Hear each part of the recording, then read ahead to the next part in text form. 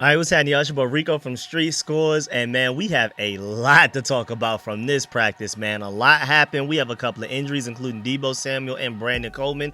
One is worse than the other. We're going to talk about all of that. Also, from everything it looks like, we're going to do a quick dive into why it looks like Terry wants to clearly stay in Washington. This is one of the fakest trade requests of all time. Also, Quan Martin is a star. We're going to have to talk about everything that went down in practice today. Y'all know me, man. I'm going to show y'all clips of everything that went down. We're going to go position group by position group, breaking everything down, quarterback, running backs, wide receivers, all the way through the entire offense, all the way through the entire defense, each position group, even including special teams. Now, we have some really interesting special team updates because it sounds like Deebo Samuel and Austin Eckler on kick returns together. Again, we're going to dive into all of that and more, but before we do, make sure you stiff arm that like button, stiff arm the subscription button, and stiff arm the bell next to that subscription button so you get notification each and every time I release an informative and opinionated video just like this one. Make sure you stay tuned to all of the content. Really appreciate y'all for supporting every video, watching them all the way through, leaving likes and all of that, man. Y'all are the truth, man. So I really appreciate y'all. Make sure y'all stay tuned. And without further ado, let's go and dive into this video right now, man. Let's get it. Adam.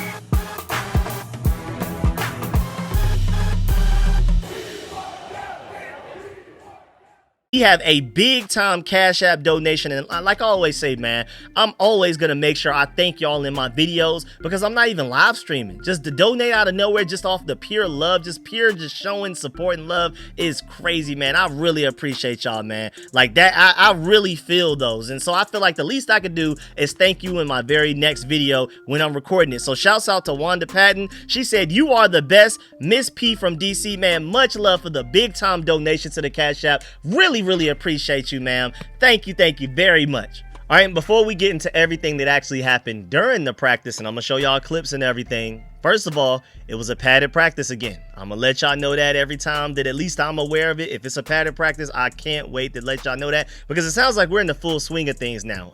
It seems like until further notice, most practices will be padded unless we just ramp it down, maybe do a walkthrough. It seems like we're to the point of the offseason where practices are just assumed to be padded. Super excited about that. But also, that man, Terry McLaurin, man, still coming to practice. Even after requesting the trade, we were wondering, okay, is he going to stop coming to practice? And then even if he does pull up to practice, is he going to ignore fans? Is he going to be sitting there looking disgruntled with his arms crossed or anything like that? No, the exact opposite. From this clip uploaded by John Com, you have Terry McLaurin dapping up everybody. He sees Jayden Daniels' mom, gives her a slight hug. He daps up Josh Harris with a smile. He daps up team president Mark Klaus. Like it looks like he's on a tour of the training camp to say hi to everybody, man. You can tell he clearly wants to be a commander. And again, like I already said on my Micah Parsons video that I did last night, all trade requests are not the same. Micah wants out at this point.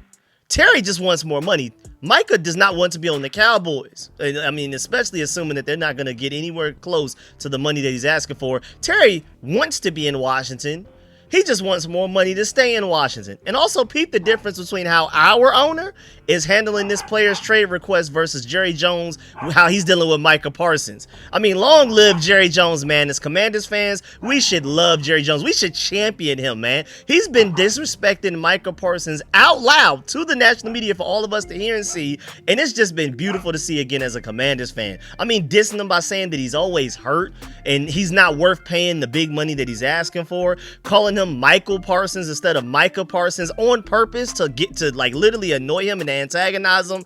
And that's just some of it compared to Josh Harris, who's just happy to see his own guy pull up the training camp even though he's not practicing. Even just earlier today, Jerry Jones told everybody to not lose sleep over Micah Parsons wanting out of Dallas. He said that to the media, like completely just dismissing the whole thing, completely dismissing Micah Parsons' wants and emotions and everything. Like, it's crazy. And so not only has Jerry Jones not also even talked to Micah Parsons and his agent about an extension, he even said out loud he doesn't even know Micah Parsons' agent's name. Like, I mean, just so much disrespect, just completely ignoring his existence and his wants and needs. It's just insane.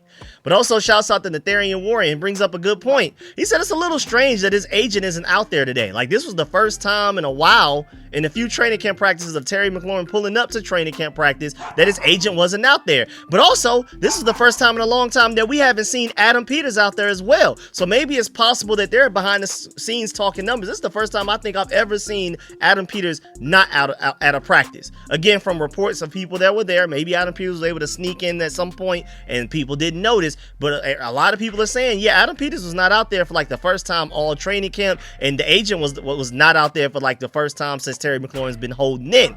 And then also shouts out to at Skins Force 21. He brings up a good funny point. He said Terry's agent is not there, but then he goes and greets and walks off with his new agent, Jayden Daniels' mom. I mean, just kidding, but hey, man. I mean, it even looked like she said something to him, like, hey, leave that little agent you got right now alone and come and let me represent you like I'm doing with Jayden. I mean, of course I'm joking, but she did say something to him that made Terry laugh, though. It was probably something to that extent as like a joke. And he may have just hugged his next agent. You never know. But for real, though, just in case if y'all didn't know, Jayden Daniels' mom has officially co-founded AIC Sports. It stands for Athletes in Control. She's with the NFLPA, of course. She's officially an agent, and Jayden Daniels even signed under this agency. So Jayden Daniels' mom is literally like a real deal agent right now.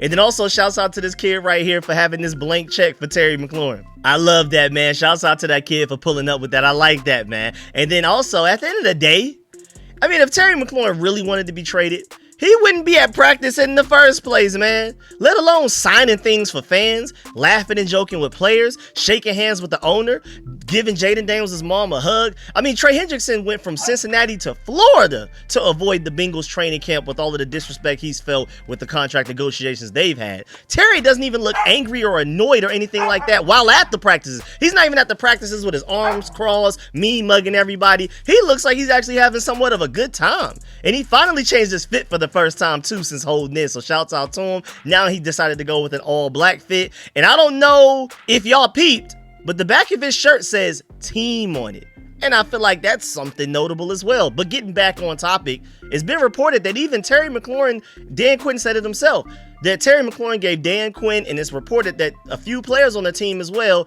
he gave them a heads up that he would be requesting a trade before he even went and did it and announced it. I think that's class, and I also feel like that also shows that this trade request is strictly just another chess move to try and gain any little bit of leverage he can, to gain any little bit of more money that he can get in his next contract extension. He doesn't actually want to end up on another team, man. And then this is him signing things with fans, and Eric Nathan said of Barstool Nate, this is the most unserious trade request of all time.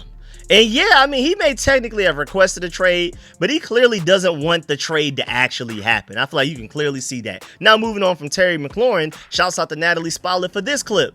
And she tweeted with it, Doug Williams was Washington's quarterback, give or take 30 years before these children were even born. So it's pretty cool seeing all of the love he's received today from the youngsters at camp. I know he's happy. I know the fans love it and everything. It's just a beautiful moment. And then also shouts out to Natalie Spollet for this one as well.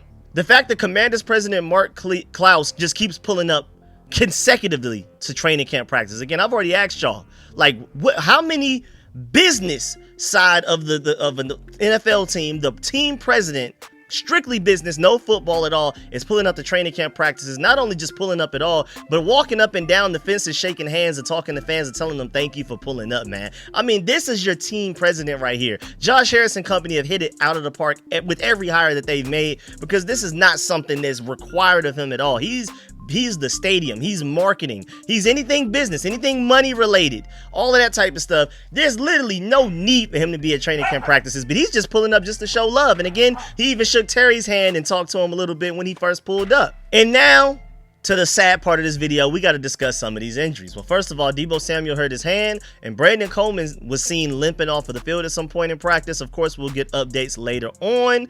And of course, most people are panicking about the Deebo Samuel one the most. But the Brandon Coleman one is also something to watch for, because he's your starting left guard. Deebo Samuel is one of your starting receivers, but don't sleep on Brandon Coleman now. And as of right now, the level of severity of his injury is unknown, and hopefully we'll find out as soon as possible. Just to let you know, John Com even uploaded this clip while saying Deebo Samuel was in some sort of pain after a pass thrown by Jayden Daniels hit his hands. He was rubbing his hands right afterwards. It was his right hand too. He lingered after practice for a while. No word on what happened, but the team doesn't practice tomorrow as in Sunday, so we're not going to find out till Monday at the earliest. But John Com even went on to confirm a little while later that it was just a jam finger, nothing serious. We'll see if that's official. Dan Quinn, again, will speak to the media before Sunday's practice. We'll get an official update there. Well, no, not Sunday, Monday's practice. We're talking August 4th. When Dan Quinn finally speaks to the media, because we finally have a practice, hopefully we get an update then. So Deebo Samuel doesn't seem that bad, but the Brandon Coleman one seems a little bit more serious. That's something to watch out for. And then also, the Commanders placed tight end Tyree Jackson, converted quarterback to tight end, athletic freak, like a perfect 10 relative athletic score. He's been placed on the injured reserve list, so that's like our first major injury of the offseason so far. And hopefully we don't sustain any more of those, because other teams are already losing starters, like season-long injuries type of stuff. Also, Marcus Mariota returned to 11-on-11 team drills for the first time in a few practices, so that's good to hear. Also, Josh Taylor said the Commanders have been able to stay healthy this offseason, but the team suffered 2 injuries today. Well, 2 significant ones between Deebo Samuel and Brandon Coleman, with one being minor discomfort, while the other one is worth monitoring as the week progresses. Wide receiver Deebo Samuel left the field on the second to last play of practice too, so it sucks. We almost escaped this, but it was after his hand got hit in traffic on a slant route in the red zone. But John Com made it seem like it was because Jayden Daniels threw such a rocket at him, it just naturally ended up hitting his finger and jamming it. He came off of the field holding his hand, and the trainers took a good look at it. Reporters after practice indicated all it was a jammed finger, and there's nothing worth stressing over. We'll see. But the second one occurred when projected starting left guard Brandon Coleman lifted off the field and never came back to practice. We didn't see exactly what happened on the play, but he was replaced by Andrew Wiley at guard. We're going to discuss that part when we get to the offensive line part of this video, about Andrew Wiley being the one to replace him instead of one of the other more natural guards, but we'll see. But the team is, of course, again off until Monday, and Dan Quinn will speak to the media before that practice. Hopefully we'll get health updates then. And again, the Brandon Coleman situation is a little scary. Even though he didn't have to be carted off, he did end up going to the medical tent, and Deebo Samuel did not. So Deebo Samuel's injury doesn't seem anywhere near severe. And also, before we officially get into every position group, of course, starting with the quarterbacks, I have a few coaching updates. Like Dan Quinn spoke to the media before practice like he always does, and he said that the Terry McLaurin trade request is not a distraction. And he also said that it's basically just normal business. This is just something that happens. This trade request is not something that caught them off guard. Again, like I said earlier, Terry McLaurin even gave them the heads up before he requested the trade that he would do it. And it also just seems like everybody is acting like this Terry McLaurin long-term extension will just inevitably get done at some point. There's just like nothing to worry about the way everybody's acting. So if they aren't, then I won't, but I guess we'll see. But even just beyond that, Dan Quinn said that he repeatedly hopes that Terry McLaurin will be on the field soon, and that he's been holding in to avoid fines, and that the team has said that there is apparently some type of ankle injury. Again, I don't necessarily believe that, but it sounds like McLaurin will have a financial decision soon, according to Nikki Javala. So just keep your ears out, keep your ears perked, because again, keep your antennas up. Adam Peters and Terry McLaurin's agent, Buddy Baker, missed practice for the first time since Terry McLaurin's been holding in and showing up to practices, but not practicing. And then Nikki Javala saying that maybe we can expect something soon. Just watch out. Also, JP Finley pointed out the fact that Dan Quinn said that he watches practice film with Adam Peters every day, and that sometimes leads to other conversations. Sometimes it could just be straight football. Quote, there's a lot of players to evaluate, unquote. And Sidonia Ave brought up a good point. This is a staff that's all about football from top to bottom. Man, it's a beautiful thing, man. Also, Dan Quinn said that Marcus Mariota being back in team drills today was really, of course, a good thing, but Hartman and Josh Johnson are in their own battle right now, and there are so far no quarterback plans yet for New England next week. But of course, it's Jayden Daniels your starter, obviously. Marcus Mariota is your second string, and then Sam Hartman and Josh Johnson right now are battling it out for that third quarterback spot. But I do, like I've already told y'all in previous training camp practice videos, when I've broken it down, that so far when Marcus Mariota hasn't been there for team drills, which is, again, this is his first time doing them at today's practice in a couple of practices, you know, it's been Sam Hartman usually out there with the second stringers instead of Josh Johnson. So as of right now, maybe Sam Hartman has the lead. Now, speaking of quarterbacks, of course we got to start with Jayden Daniels. And first of all, it's being reported from Josh Taylor that Daniels was sharp all day and even threw a beautiful slot fade to Luke McCaffrey with a blitz right in his face. Pressure right in his face, still was able to deliver a near perfect pass. He also said, I'm expecting more of those this season. That was Daniels' finishing move in college, and nobody can stop it. We'll see if he can continue that into the NFL. And remember, I mean, preseason, first drive, throws a bomb to De'Ami Brown. I think it was the second play of the entire preseason game of Jayden Daniels' preseason career. Dime deep to the sideline to De'Ami Brown. So that deep ball, magical. I'm hoping that he just continues to improve and build on that. Also, Sidonia Ave even echoed the same thing and said Jayden Daniels has really been on point. Even if it's dropped, the ball is on target. Otherwise, the defense is locked in. You love to hear that. I feel like that's best case scenario. The defense is playing very well. There are really no openings. It's really hard for receivers to get open because the defense is that good. But at the same time, Jayden Daniels is still finding ways to deliver balls on target. So they're making each other better. Iron sharpens iron. The defense is locked up, but Jayden Daniels is just such an elite quarterback that it doesn't even necessarily matter, and the passes are still getting to the receivers.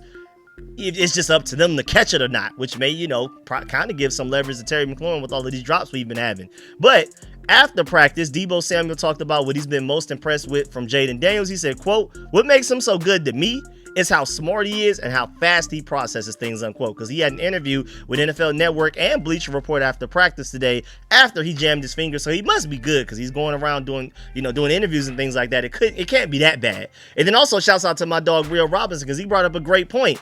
Man, Jayden Daniels went down and scored in 3 minutes in his rookie preseason debut.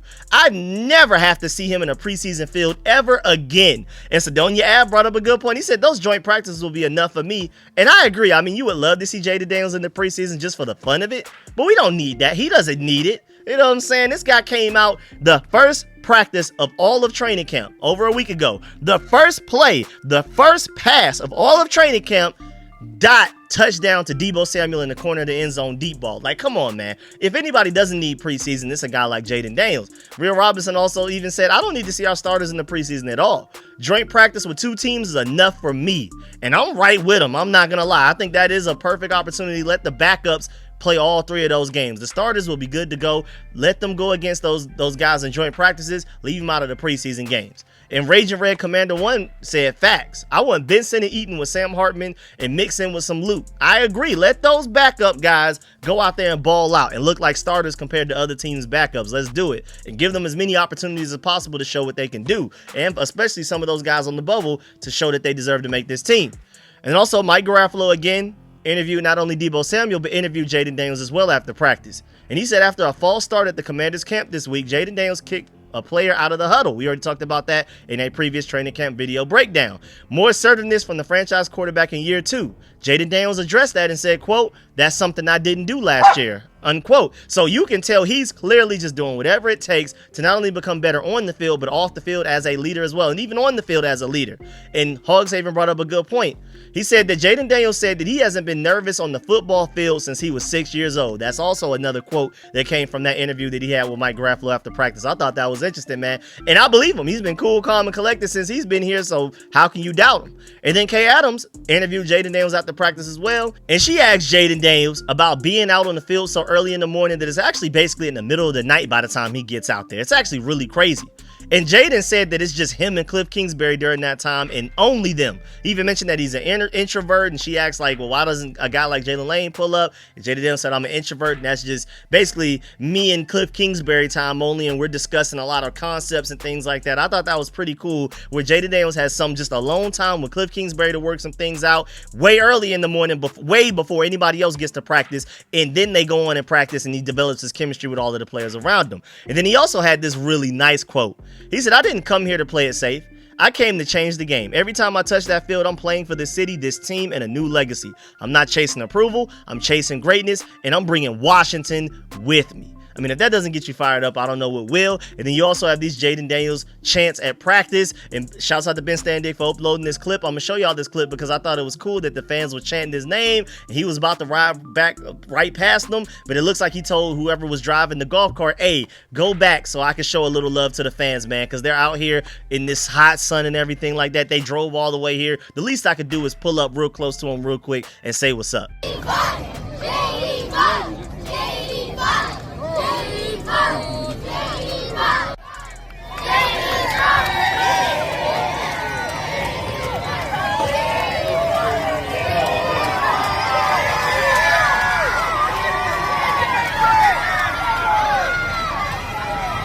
And then now moving on to Marcus Mariota. Again, Marcus Mariota finally participated in team drills this practice that was earlier today, again Saturday, August 2nd. For the first time in a few practices. He's missed a few of them. He's been participating in the drills, but when we get to team practices, he has not participated.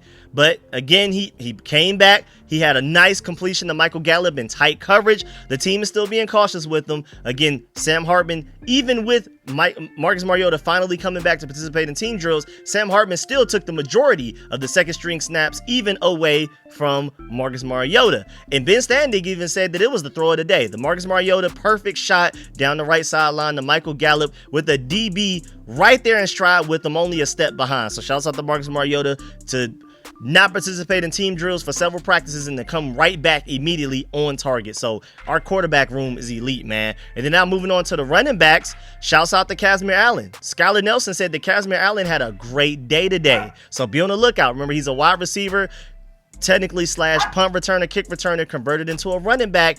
Hey, we've been hearing good things about Kazmir Allen so far this training camp. This is like the third day I've heard good things about him. And then also, the Hog side on Twitter said that, woo, JCM with a nice long run. So he was at the practice, and it seems to me that JCM doesn't go a day without making a big play at some point, man. And I'm telling y'all, this is giving me rookie season training camp Terry McLaurin feeling right now. Like, I'm telling you right now, this guy is bubbling up. He's only going to get better, and it's probably going to get to the point where we try to hold him and keep him a secret. He may not even necessarily, if we go out into preseason and Ja'Cory Krosky-Merritt isn't playing much, just know this guy is a star, and they're just trying to keep his talent a little bit of a secret from the rest of the NFL, and we're just going to bring him out of nowhere in the regular season and just catch people off guard and get the, hey, finally running this ball with an explosive running back. Now moving on to the wide receivers. Shouts out to JP Finley. He pointed out the fact that Luke McCaffrey had a nice catch down the sideline, but he also added behind that, feels like he needed that. Like, what you mean by that?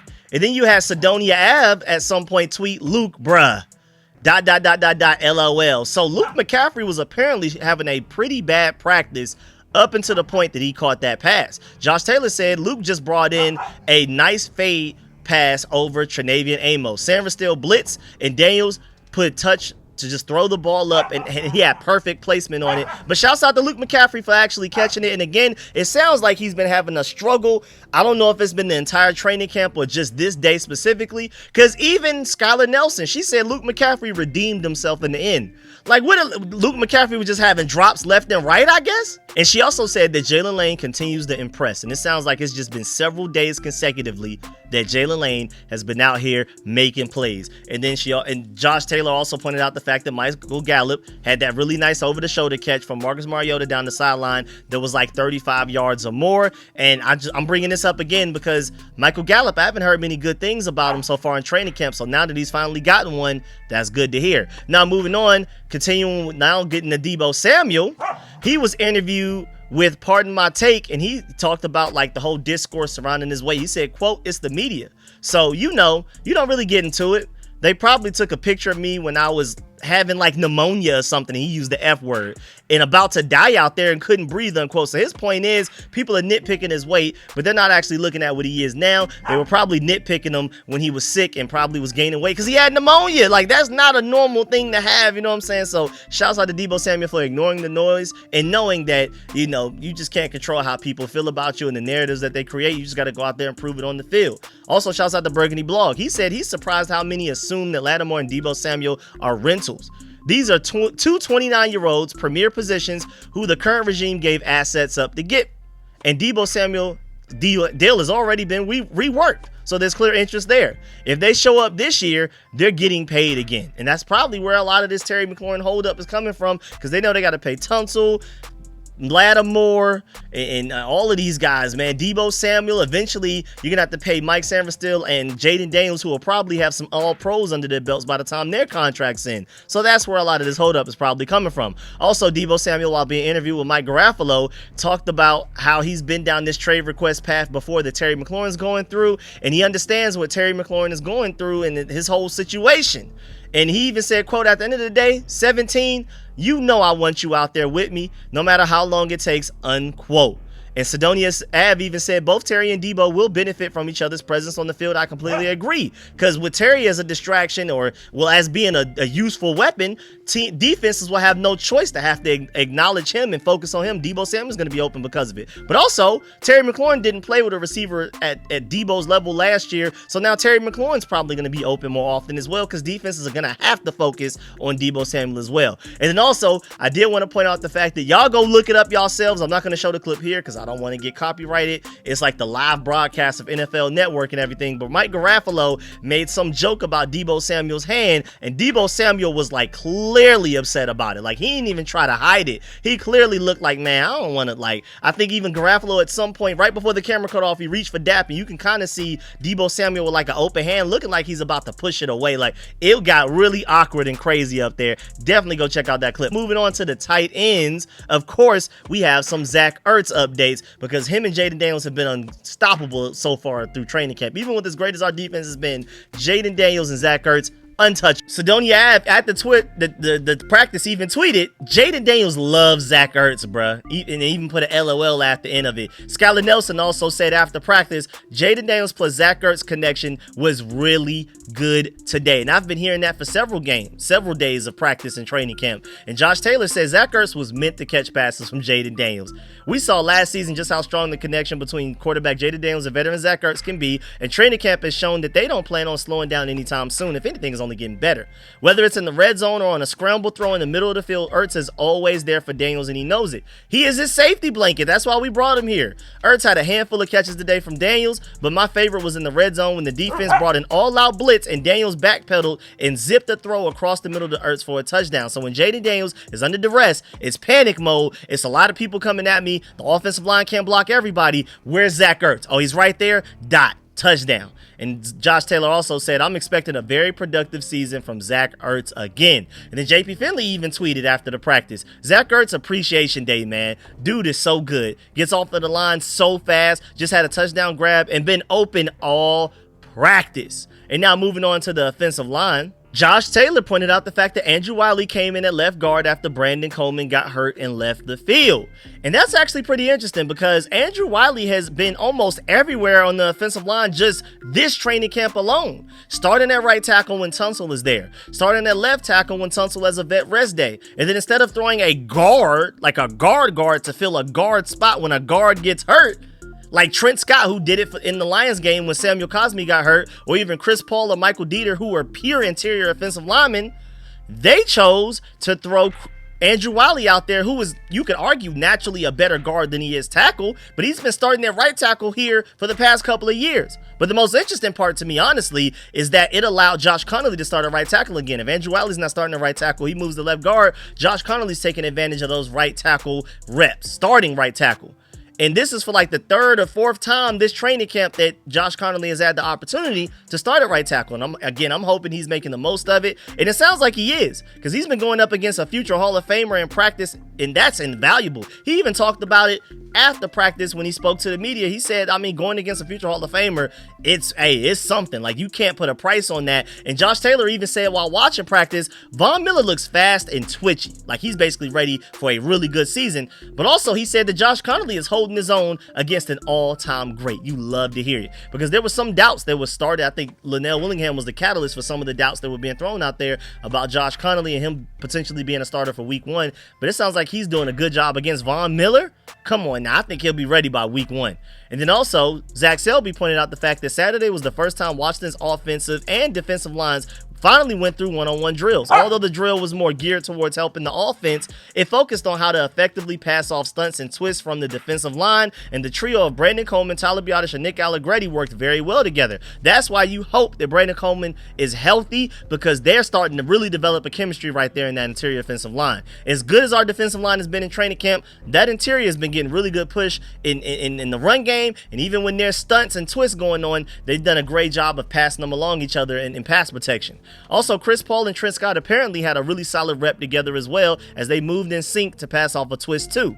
There are some moments where the defensive line shined though, as Deron Payne showed some nice bend to get past the guard at some point, and Luvu delivered a really nice pop on Connolly on one rep, reminding the rookie that he still needs to lower his stance and withstand those bull rushes. So hey man, another welcome to the NFL moment for Josh Connolly, but I believe he'll work on it and get better. I think he'll be ready to start by week 1. I'm very excited and optimistic about Josh Connolly's future here. And then lastly, for the offensive line, Zach Selby also pointed out the fact that newcomer Lucas Niang, who we just signed a couple of days ago, seems to be coming along well in Washington's system. I do want to do a video breaking him signing down and the wide receiver that we signed as well from the DC Defenders, not Tay Martin, but another one. And then also, Zach Selby said that Lucas had a nice solid pull block that opened room for Felton, who gained a chunk of yardage on the play. So, it sounds like we have some pretty good offensive line depth as well, to where even some of those backups are doing a good job. So I'm liking the fact that I'm hearing that. Now moving on to the defensive side of the ball, starting with the defensive line. First of all, Dan Quinn listed his standouts from the newcomers at training camp so far, guys that weren't here last year. He specifically named Javon Kinlaw, Dietrich Wise, and Will Harris. Apparently, those guys have been shining. And Zach Selby, Josh Taylor even pointed that, backed that up. He said, Dietrich Wise is my sleeper for the team right now. Today, he was being vocal on something he saw pre-snap, and he jumped the play and went down in the offensive line to stop the running back, Brian Robinson, from behind. It would have been a loss by a few yards. So Dietrich Wise showing some of that veteran leadership and nuance to kind of read what an offense is trying to do and getting a step ahead of it and making plays. Dietrich Wise, I'm telling y'all, I agree. Dietrich Wise is a very slept on free agency signing. He should be one of your starting edge rushers this year. He's that good. Even with Von Miller as a situational pass rusher, Dorrance Armstrong starting on the other side, Cleveland Farrell, he was supposed to be our starter last year. Dietrich Wise should be a starter. Javon Kinlaw is going to play some edge rusher this year, but Dietrich Wise should be on the field as often as possible, especially with as huge as he is.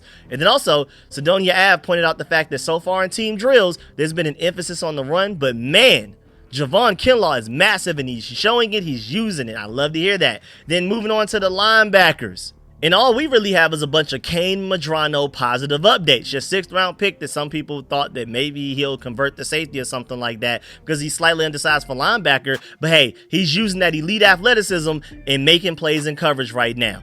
Josh Taylor said that Kane Madrano and Tyler Owens are getting reps rotating at linebacker with the ones right now. And Madrano blew up a run in the backfield, so he's even making plays against the run. And Zach Selby pointed out the fact that rookie linebacker Kane Madrano showed some progress today as well. He ran through the offensive line on a blitz to take down Austin Eckler for a loss, and Madrano's athleticism has been evident in several plays, and he has used it to put himself in position for a lot of pass breakups. The next step is for him to turn those into interceptions more often, because remember, a couple of practices ago, he did secure an interception. So watch out, man. Kane Madrano may be a better 6th round pick than we expected, man. Maybe he'll outlive and outperform 6th round pick expectations, where sometimes you don't even expect these guys to make the team, let alone play on Sundays and have an impact on Sunday.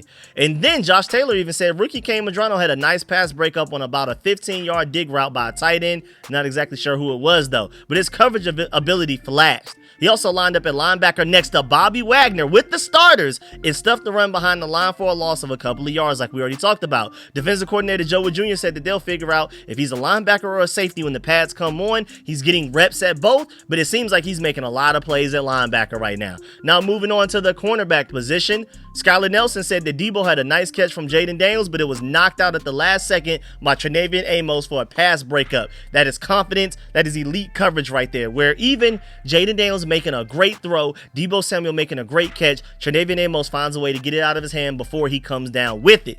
And also, Zach Selby said that Trey Amos is still putting together positional plays. While the linemen were on the field, one end of the field, the rest of the skill players were running 7-on-7 periods with Amos lined up against Deebo Samuel, who's been having a great camp, mind you. Quarterback Jayden Daniels delivered a pretty pass to Daniels down the sideline, but Amos was able to knock it away before the wideout could officially complete it. Just like we said, a lot of people are having eyes on Trenavian Amos balling out. And even our boy Ed Oliver uploaded the clip himself right here. And with it, he said, Trenavian Amos with a nice pass breakup versus Deebo Samuel today. We got a dog in the 2nd round, and I completely agree. He was clearly a 1st-round talent by most draft analysts out there, and he's showing why that he should have been taken in the first round, but luckily we got him at the end of the second because of a perceived injury, which has not been any sort of a problem so far at all. And then also, Zach Selby said that every defensive back made a play today. Trey Amos, of course, had that nice pass breakup on Deebo Samuel. Noah Benogany had a jumping deflection at some point. Jonathan Jones had a pass breakup, and Quan Martin had a crazy diving interception on an overthrown pass to Ben Sinnott. Mike Samuelson and Marshawn Lattimore had pass breakups and stops today too. The secondary is much improved from last year. And speaking of safety, speaking of Quan Martin, apparently, again, he had a really good day, but most notably, he had a really impressive play. It started with when I first saw Bleeding Burgundy and Gold saying that, of course, he tweeted back on July 21st, Quan will be a Pro Bowler this year, book it. Then he quote tweeted that after what he saw in practice today. He said, bump, not a surprise he's having a great camp at all. I really watch film, dog, not just these YouTube cut-ups these dudes be posting. Quan was ascending late last year as one of the better players on the entire defense. Then you hear that he did it with 2 bum shoulders. He's only going up. I completely agree. And so Sidonia Ave even quote tweeted that and said, Quan was out there flying today. And so there was that moment. Josh Taylor let us know that Quan Martin had a crazy diving interception. A pass slightly overthrown to Sinnott, got tipped by his hand as he was trying to corral it in, and Quan came out of nowhere and somehow got it before it hit the ground. That guy is hunting for interceptions, and I know Joe Wood Jr., Dan Quinn love every bit of it. And again, I really want to re-emphasize, do not forget, he played the majority of last season with 2 separated shoulders, both of them. Not only the pain tolerance, but the ability to still make interceptions is crazy. Imagine how great he's going to be with both of his shoulders healthy, man. That Lions playoff game was just the beginning. I'm telling you right now, book it. Also, I want to reiterate that when Dan Quinn was asked about the standouts of all of the newcomers that have come to Commanders camp so far, we're talking about rookies and free agency signers or anybody we traded for this offseason, Will Harris is one of the 3 guys that he mentioned. Mark Tyler brought up a good point too. He said the biggest difference between Will Harris and Jeremy Chinn is that Harris can come down and actually cover in the slot where Chinn actually struggled in that area. Now, Chinn, maybe probably just off of the fact that he's bigger and stronger, can be a better like box safety run stopper, but Will Harris is definitely the better coverage guy, the better coverage down the field, the better coverage in the box, covering as a slot corner, anything like that. So a little bit more versatility there from Will Harris, and I'm excited because we've only been hearing great things about him so far in training camp. And then also, moving on to special teams, Skylar Nelson said that running back Austin Ekeler is going to be a key player on special teams like he did last year. Now, I know some of us hear that and are worried because Austin Ekeler got hurt the worst times he did last year on special teams plays, so it makes you worried. But remember, at a certain point in that season, before he kept getting hurt on special teams, he was like one of the most efficient special teams returners out of the entire NFL. Like, I think he was like top 5 in return yards, like per return or something. Like, it was crazy. Like, he was going crazy up until the point that he got hurt. And hey, man, especially with JCM ascending as potentially trying to grow into our lead back, Austin Ekeler would move further down the depth chart, and that would make room for him to potentially participate on special teams again. I don't like the idea of putting him at risk like that, but if he's such an elite special teamer and he can change games that way, we just got to figure out how for him to do it and do it healthy. But also, Ben Standig pointed out the fact that the first kickoff return pair was a combination of Deebo Samuel and Austin Ekeler. Yes, you heard me right, Deebo Samuel. And not on top of the fact that Deebo Samuel was out there with Austin Ekeler as technically your starting kick returners in practice, Josh Taylor also pointed out the fact that Deebo Samuel had what would have been a really big kickoff return. So Deebo Samuel, elite season loading. As a receiver, a more nuanced receiver than I ever saw him be for the 49ers so far from what I'm seeing in training camp right now. He's going to still be the same gadgety guy that gets the ball close to the line of scrimmage, behind the line of scrimmage, and makes something shake, yards after catch type of guy, jet sweeps, screens, all of that type of stuff. And then on top of that, he's also one of your best returners too. Watch out. And that's no joke. If you have a good kick return against this defense, that's Tyler Owens, all-pro. Remember, Tyler Owens was getting double-teamed last year. That's not even including all-pro Jeremy Reeves. Nick Bellore led our team in special teams tackles last year and is a Pro Bowler himself. And Percy Butler just got a contract extension because of his special teams prowess. That elite special teams core Deebo Samuel was able to break off a really good return against them. So that's significant. He's not doing it against a bum special teams coverage team. And then also, even our kicker had a really good day today, and apparently he's been having a really good training camp in general. We haven't heard a lot about him, but a lot of people talked about him today. Ben Standick pointed out the fact that Matt Gay is showing off his powerful right leg today. He just made a few from 50 plus in practice today. And some people that were there said that he didn't miss a single kick all day, long or short. And then you even have Josh Taylor that said, I haven't seen Matt Gay miss a kick at any of the practices that I've been to personally, and it's not getting talked about enough. Sounds like our special teams is going to be one of the best special teams units from top to bottom, either side, out of the entire NFL. And then before we go, just a couple of updates. First of all, the Seattle Seahawks announced that they will be wearing their throwback uniforms against us week 9. We will also be wearing our throwback uniforms. Remember the ones that we just unveiled like a couple of weeks ago? We will be wearing ours. They'll be wearing theirs. So just know, week 9, Sunday Night Football in Landover, Maryland, that's going to be must-watch TV. We're going to be wearing our throwbacks. They're going to be wearing theirs. That's going to be really fun to watch. And then the only bad news I have for y'all to end this video with is that Adam Schefter just announced the first-time eligibles for the Pro Football Hall of Fame class of this 2026 one, and for some crazy reason, London Fletcher is not included. Somehow, Alex Smith is on the list.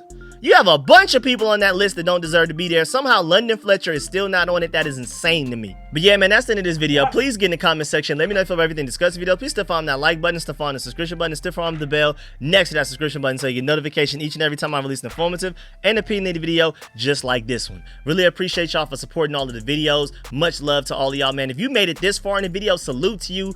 Big salute, big thank you to you as well, man. That is much love. But yeah, man, that's the end of this video. Please get in the comment section. Let me know if you feel about everything discussed in the video. Please leave a like on the way out. Of course, let me know in the comment section how you feel about everything discussed in this video. I mean, I don't know what's going on with Luke McCaffrey, but it's not sounding good. Deebo Samuel's injury doesn't seem that bad. Brandon Coleman is something we got to watch. Quan Martin's turning into a star. Terry McLaurin looks like he wants to stay in Washington. Those are some of the major topics that we talked about, but also don't forget, Deebo Samuel and Austin Eckler as your starting kick returners. I'm excited, man. Our kicker is not missing kicks, so make sure y'all let me know how y'all feel about everything discussed in the video. Leave a like on the way out. I'm going to catch y'all later. Appreciate y'all. I'm out.